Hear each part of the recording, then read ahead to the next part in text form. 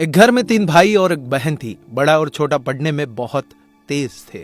उनके माँ बाप उन चारों से बेहद प्यार करते थे, मगर मझले बेटे से थोड़े परेशान से थे।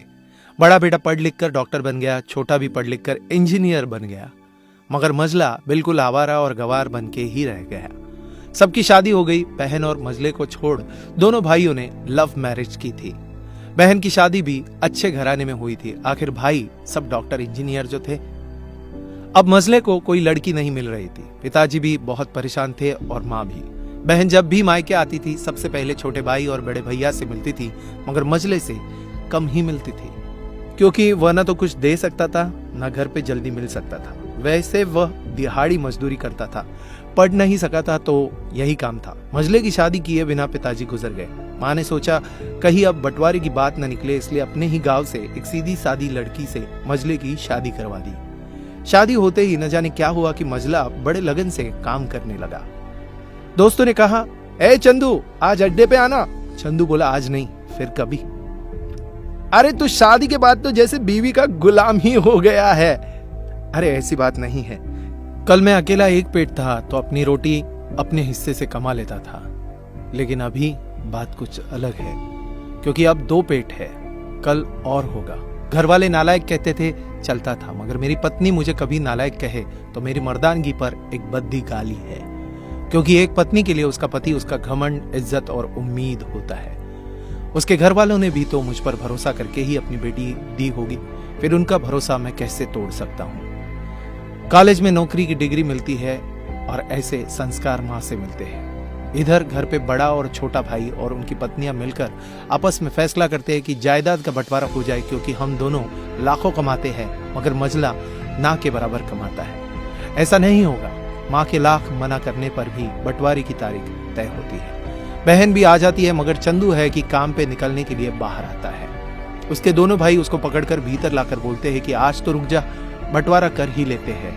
वकील कहता है ऐसा नहीं होता, साइन करना पड़ता है। चंदू अपने भाइयों से कहता है कि तुम लोग बंटवारा करो, मेरे हिस्से में जो हो दे देना, मैं शाम को आकर अपना बड़ा सा अंगूठा चिपका दूंगा पेपर पर। बहन बोली, अरे बेवकूफ, तू गवार का गवार ही रहेगा।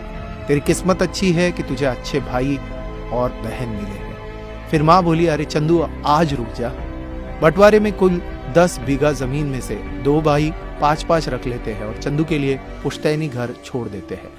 तभी चंदू जोर से चिल्लाता है, अरे फिर हमारी छुटकी का हिस्सा कौन सा है? दोनों भाई हंसकर बोलते हैं, अरे मूर्ख, बंटवारा भाइयों में होता है, बहनों के हिस्से में सिर्फ उसका मायका ही है। चंदू कहता है, ओह, शायद पढ़ा लिखा न होने में ही मूर्खता है। ठीक है, आप दोनों ऐसा करो, मेरे हिस्से की वसीयत मेरे बहन छुटकी के नाम कर देना। दोनों भाई चकित होकर बोलते हैं, और तू? चंदू माँ की ओर देखकर मुस्कुराते हुए बोलता है, मेरे हिस्से में माँ है ना, उसको मैं संभाल लूंगा। फिर अपनी बीवी की ओर देखकर बोलता है मुस्कुरा के, क्यों चांदनी जी, क्या मैंने गलत कहा?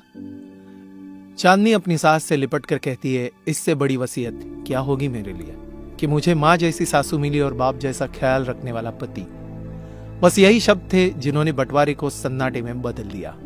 बहन दौड़कर अपने गवार भैया से गले लगते हुए रो रही थी, माफ कर दो भैया, मुझे क्यों नहीं समझ में आया कि आप इतने महान हो। चंदू अपनी बहन से कहता है, इस घर में तेरा उतना ही अधिकार है जितना हम सबका। माँ का चुनाव इसलिए किया ताकि तुम सबसे हमेशा जुड़ी रहो, क्योंकि यह वही कोख है जहां हमने 9 महीने गुजारे थे। माँ के साथ तुम्हारी यादों को मैं हमेशा देखना चाहता हूँ। दोनों भाई दौड़कर मझले से गले मिले और रो रो कर कहने लगे, आज सचमुच तू बड़ा हो गया है। सबकी पलकों में पानी ही पानी, सब एक साथ फिर से रहने लगते हैं।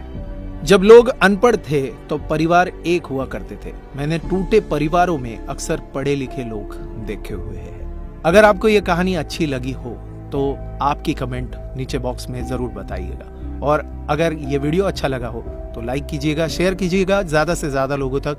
ऐसे इंस्पिरेशनल वीडियोस के लिए सब्सक्राइब कीजिएगा हमारे YouTube चैनल और फॉलो करें हमारे Facebook पेज को। धन्यवाद।